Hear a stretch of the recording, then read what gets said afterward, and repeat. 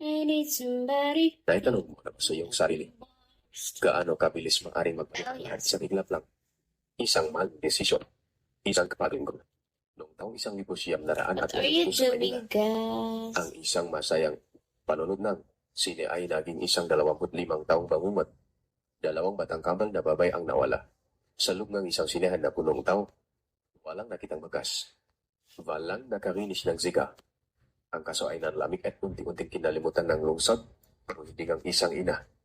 25 taon ang lumipas. Isang sound technician ang pumasok sa abandonadong sinahan na iyon. At sa isang madilim na silid, natuklasan niya ang isang nakakakilabot na sikreto na itinago sa loob ng isang kahon ng equipment. Ano ang kanyang nakita? At paano nito binuksan muli ang isang sugat na matagal ng sarado? Maligayang pagdating sa Lope, kuwento kung saan binuksara.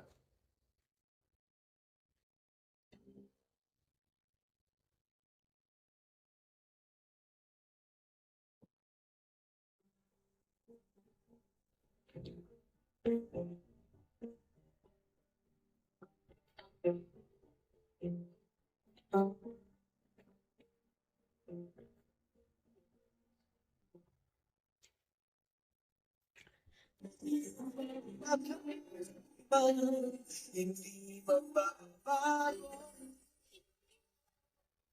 ang tawag ka sa tawag niya sa lalaking kauso o gagawin.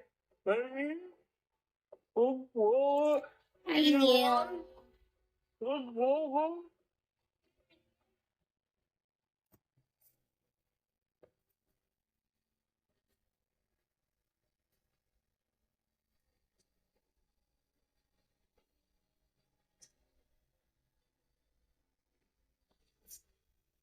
May tanong sa mga kababaihan dyan. Kapag nahuli mo iyong mister na nagtaksil at kayo'y naghiwalay na, ikaw ba ay may karapatan ng umibig muli kahit kayo'y kasal pa rin sa mata ng Diyos sa simbahan? Paano kung nais ng inyong mga anak na balikan mo ang iyong asawa para manatiling buo ang inyong pamilya? Napakahirap na sitwasyong kinasasangputan ng bida sa ating totoong kwento ngayong gabi. Natitiyak kaya sa natin kung ano ang dapat niyang ginawa, kung sino ang kanyang pinili. Dito sa aming episode na pinamagatang Mula Asawa hanggang Awa, Married Woman's Yes. Story. Jeremy, I want kiss me.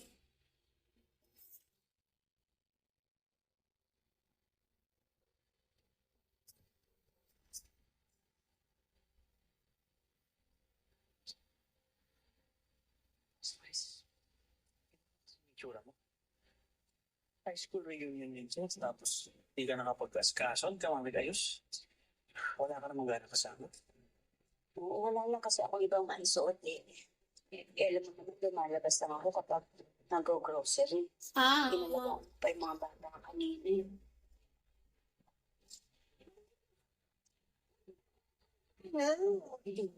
DJ. Buti naman si naming husband mo.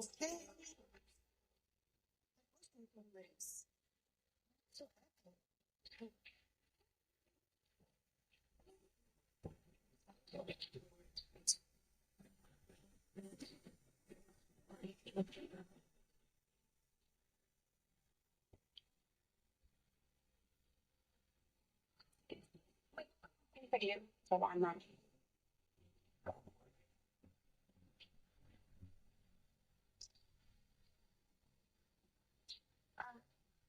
Kanino galing? Hindi ko alam.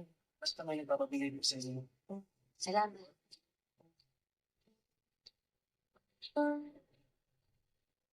Bakit hindi yung tsura mo? Sales ka. Anyway, Bakit naman ako magsiselos? Eh, halos naman nata lahat ng babae dito, binigyan yan. Alam mo ba, Riz? Alam mo naman, na alam ko sa panala.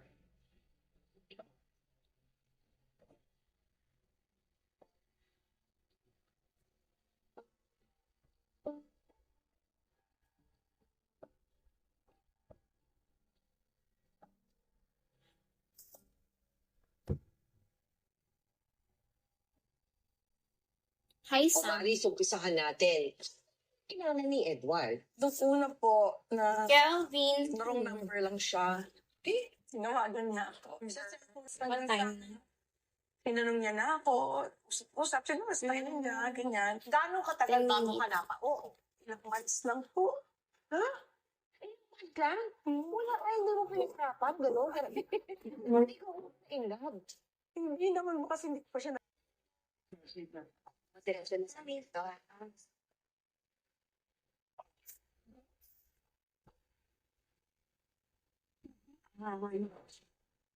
Dumating na nga pala yung statement account ng credit card mo.